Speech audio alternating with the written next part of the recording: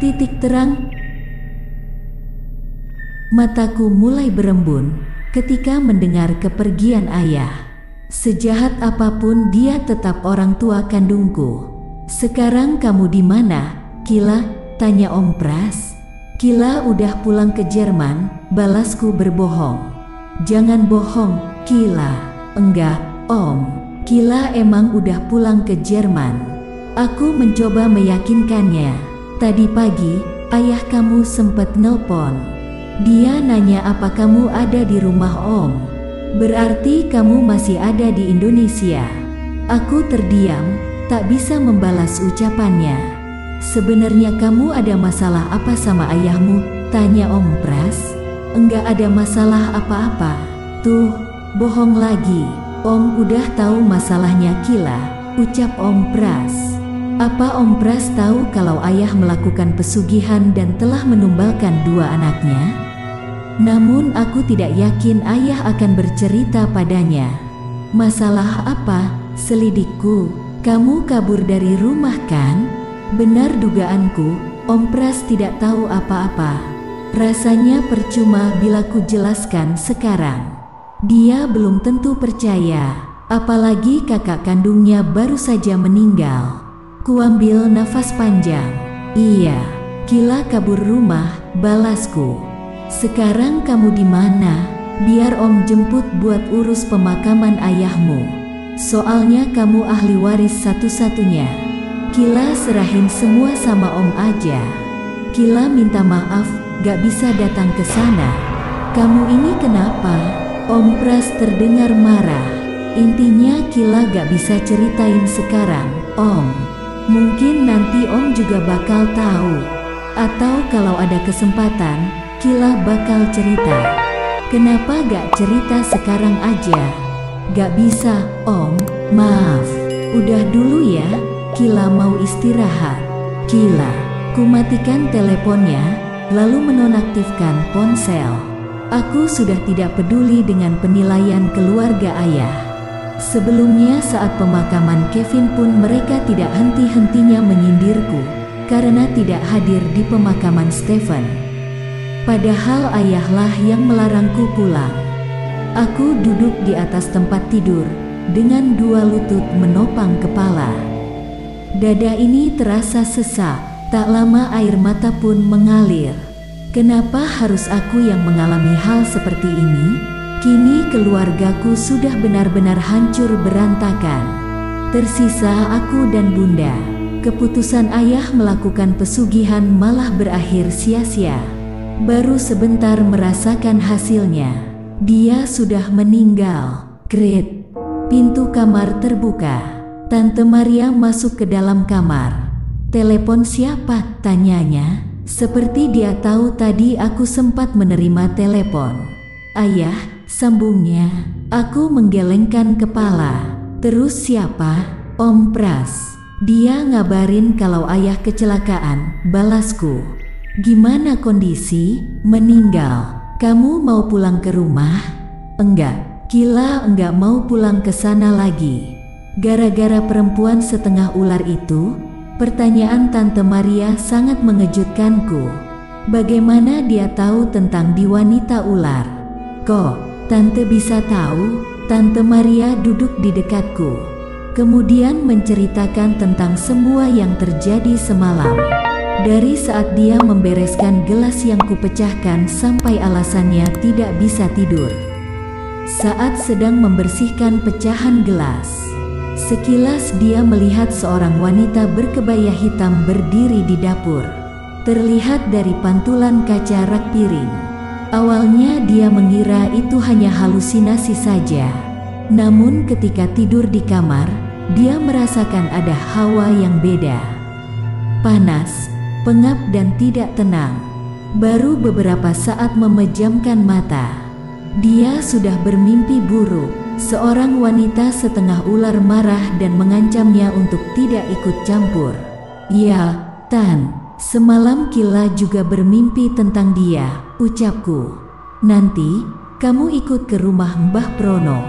Semoga dia bisa ngasih titik terang tentang semua yang kamu alami. Mbah Prono, Dia seorang paranormal kenalan kakekmu. Semoga bisa ngasih titik terang dari semua keanehan ini. Oke, Tan, sekarang kamu istirahat dulu. Tante Maria pergi keluar kamar. Beberapa jam kemudian, Rio dan Tante Maria mengajakku ke suatu desa di pinggiran kota. Desa yang asri dengan latar belakang pegunungan.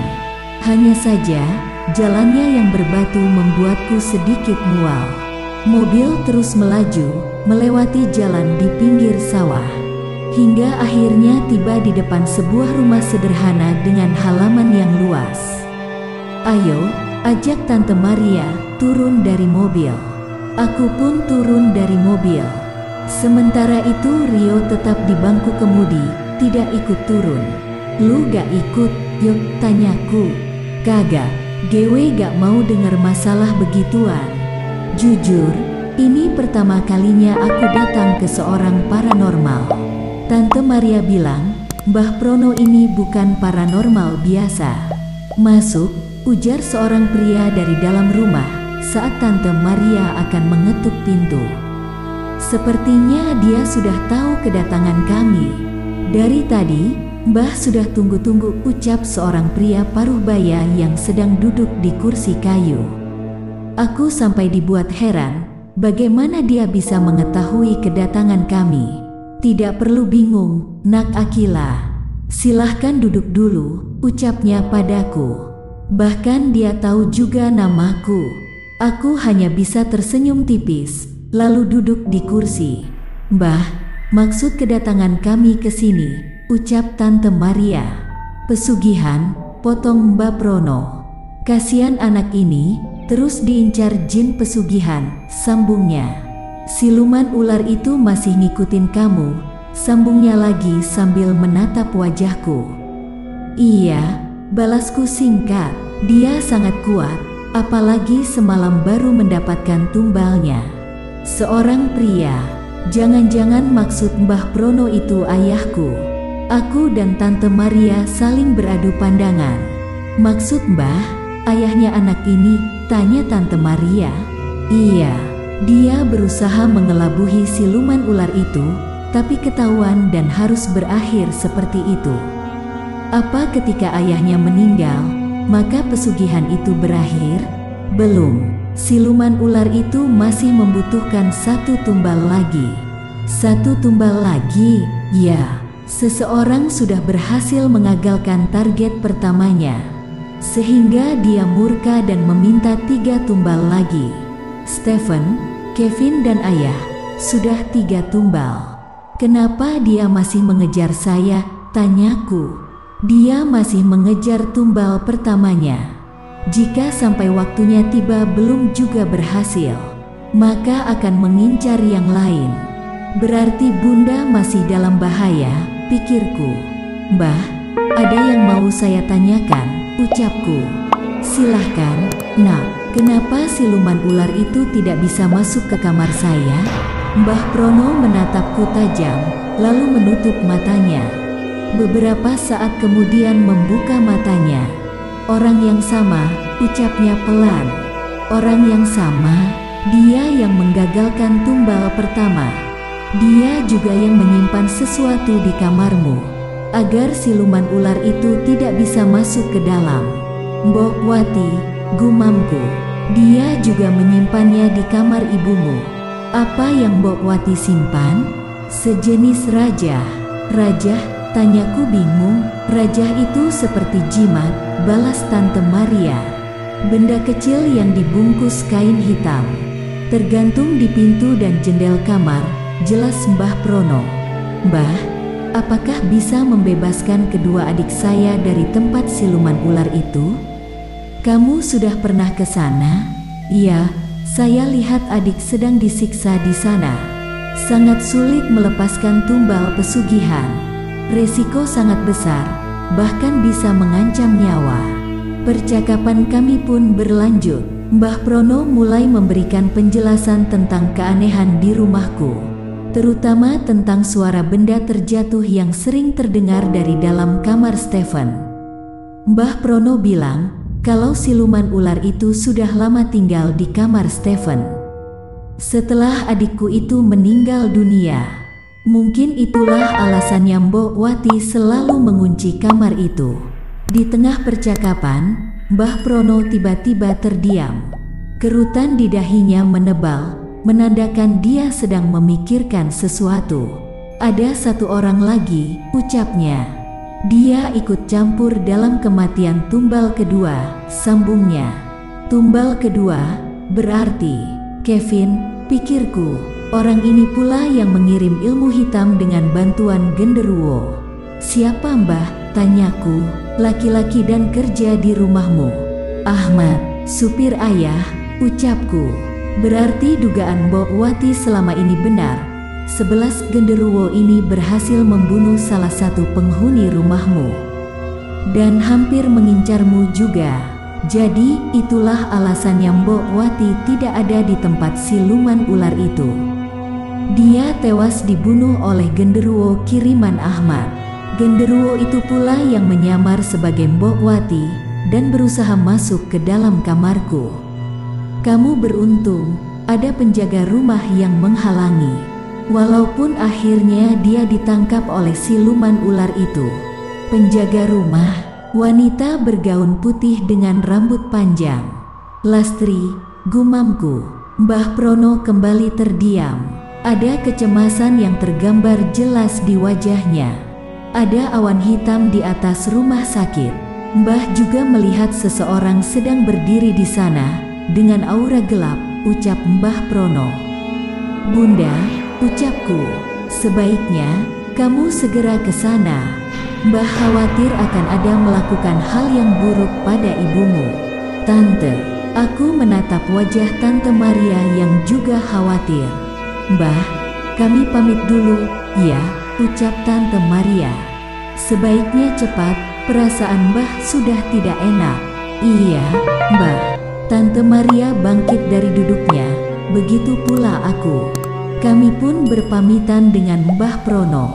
Tunggu, ucap Mbah Prono saat kami baru saja melangkah keluar rumahnya.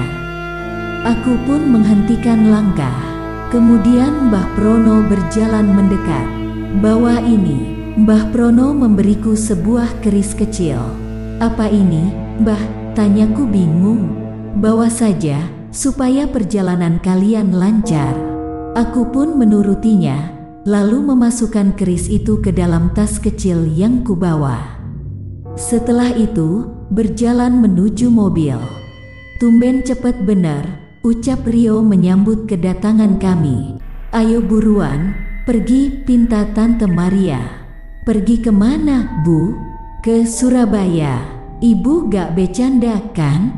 Beneran, yo, buruan, selaku. Dengan wajah kebingungan, Rio pun menghidupkan mobil. Lalu, pergi meninggalkan rumah Mbah Prono. Ada apa sih sebenarnya? Tanya Rio dengan mata tetap fokus ke depan. Intinya tante kamu dalam bahaya, balas Tante Maria. Tidak ada pertanyaan lagi dari Rio. Dia benar-benar sedang konsentrasi melihat jalan raya. Sekitar 40 menit kemudian, mobil sudah memasuki ruas tol.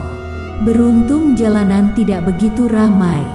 Beberapa kali Tante Maria memberi peringatan saat Rio memacu mobilnya terlalu kencang.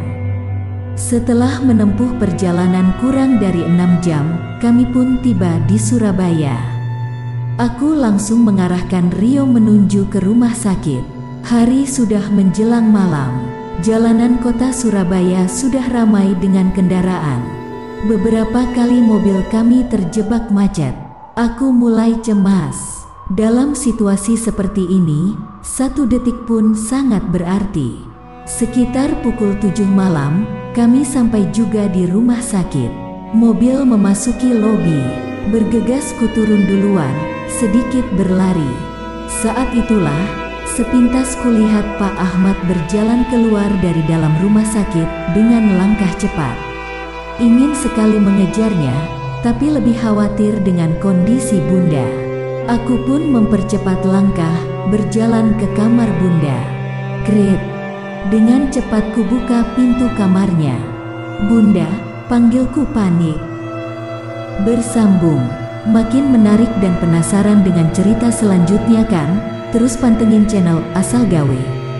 Jangan lupa like, komen, subscribe, dan bagikan, serta tonton video lainnya. Salam sehat dan sukses untuk semua.